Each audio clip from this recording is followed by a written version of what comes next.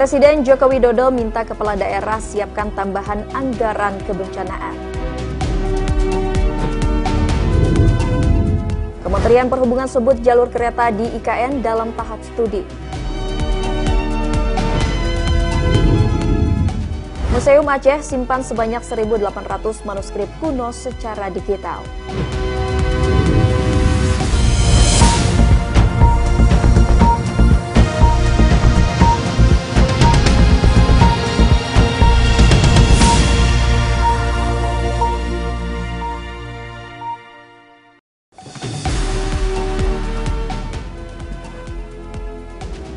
Pemirsa, Anda kembali terhubung dalam program Kilas Nusantara Malam pukul 20 waktu Indonesia Barat. Kami telah merangkai kabar terbaru mulai dari kesiapan anggaran kebencanaan, jalur kereta di IKN hingga manuskrip digital di Museum Aceh untuk mengantarkan istirahat Anda malam ini. Pemirsa, Presiden Joko Widodo meminta pemerintah daerah untuk menyiapkan anggaran yang sesuai dengan potensi bencana di wilayah masing-masing.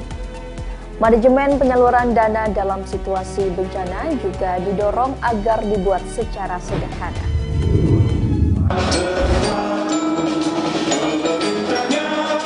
Presiden Joko Widodo memberi peringatan soal dana kebencanaan di daerah.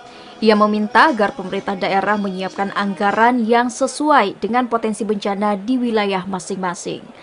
Berbicara dalam Rakornas Badan Nasional Penanggulangan Bencana BNPB di Jakarta, Kamis 2 Maret, Presiden mengarahkan pemerintah daerah dan Badan Penanggulangan Bencana Daerah BPBD agar menjadi ujung tombak penanggulangan bencana. Hal pertama yang harus dilakukan Pemda, kata Jokowi, adalah mengidentifikasi bencana yang seringkali muncul di daerahnya. Dan yang lebih penting lagi, siapkan anggarannya.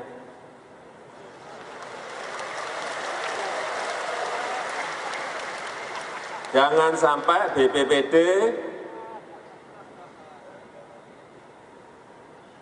berteriak, Pak, tidak ada anggarannya. Atau ada yang menyampaikan, Pak, anggarannya kecil sekali. Padahal jelas-jelas daerah itu sering terjadi bencana.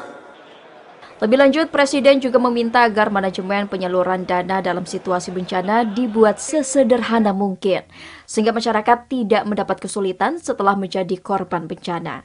Tidak hanya soal anggaran, menurut Presiden, Pemda juga mesti menyertakan risiko bencana dalam rencana pembangunan dan investasi. Dalam hal ini, pelaksanaannya harus terus diawasi.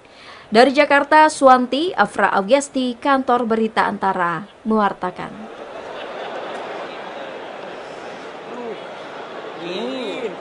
Sementara itu, Kementerian Perhubungan mengungkapkan saat ini pembangunan jalur kereta di Ibu Kota Negara IKN Nusantara sedang dalam tahap studi.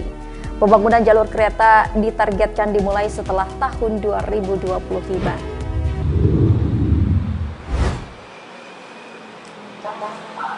Kementerian Perhubungan Kemenhub mengungkapkan saat ini pembangunan jalur kereta di Ibu Kota Negara IKN Nusantara sedang dalam tahap studi.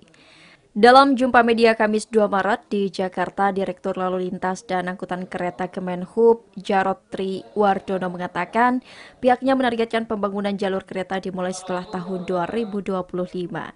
Sedangkan untuk teras jalur kereta, kata Jarod, akan mengikuti jalan tol yang dibangun oleh Kementerian PUPR.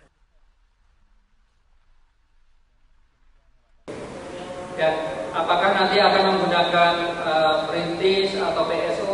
Nanti kita lihat setelah idenya selesai. Kemudian paling akhir setelah nanti menjelang dioperasikan. Nanti kita hitung lagi bagaimana potensinya, bagaimana peluangnya. Yang jelas ada peluang untuk membiayai secara keperintisan karena merupakan satu lokasi yang sama. Sebelumnya, pemerintah berencana membangun beberapa jalur kereta seperti kereta gantung dengan jalur sepanjang 4,1 km, kereta api Trans Kalimantan sepanjang 187,98 km, Kemudian kereta api perkotaan menghubungkan kota Balikpapan dengan kawasan induk pusat pemerintahan KIPP sepanjang 143,33 km, serta kereta api bandara yang menghubungkan Bandara Internasional Sultan Haji Muhammad Sulaiman Sepinggan dengan KIPP. Dari Jakarta, Rio Faisal, Kantor Berita Antara, mewartakan.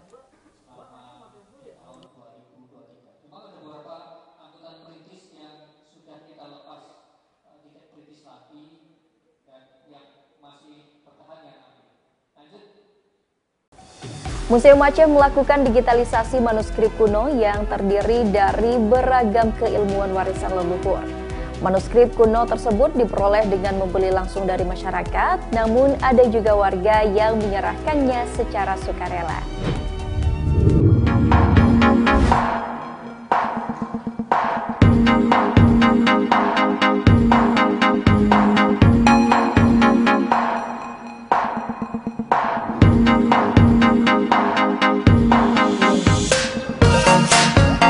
Museum Aceh melakukan digitalisasi manuskrip kuno yang terdiri dari beragam keilmuan warisan leluhur seperti ilmu fikih, tauhid, tata bahasa, hikayat hingga mushaf Al-Quran. Dari sekitar 1.800 manuskrip kuno, 1.300 diantaranya sudah disimpan secara digital sejak tahun 2022. Kurator Museum Aceh Muhammad Nur Aulia pada Kamis 2 Maret mengatakan, manuskrip kuno ini diperoleh museum dengan cara membeli langsung dari masyarakat. Namun, ada juga warga yang secara sukarela benda tersebut untuk disimpan di Museum Aceh. Selama ini pengunjung museum tidak serta-merta dapat melihat koleksi tersebut secara langsung, mengingat usia manuskrip yang sudah cukup tua sehingga rentan rusak bila disentuh. Namun bila manuskrip ini sudah dalam bentuk digital, maka pengunjung bisa melihatnya secara virtual.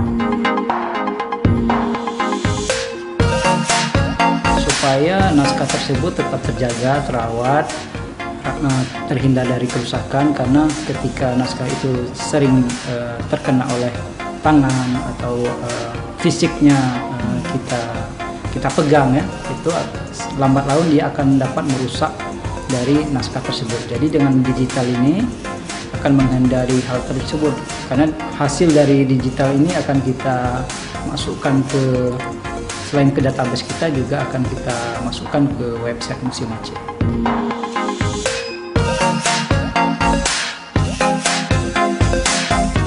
Tidak semua manuskrip kuno disimpan secara digital. Ada sejumlah kriteria yang harus dipenuhi. Di antaranya memiliki nilai keunikan, tergolong langka, serta mengandung informasi atau keilmuan tertentu. Dari Banda Aceh, Aprizal Rahmat, Kantor Berita Antara, mewartakan.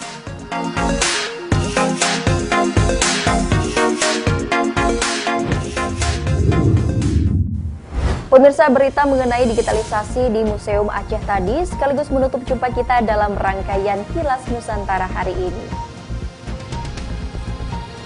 Anda dapat terus memperbarui informasi melalui laman antaranews.com, YouTube Antara TV Indonesia, serta kanal 124 IndiHome dan UC TV kami. Saya mewakili seluruh kru yang bertugas hari ini mengucapkan terima kasih atas perhatian Anda. Selamat malam dan selamat beristirahat.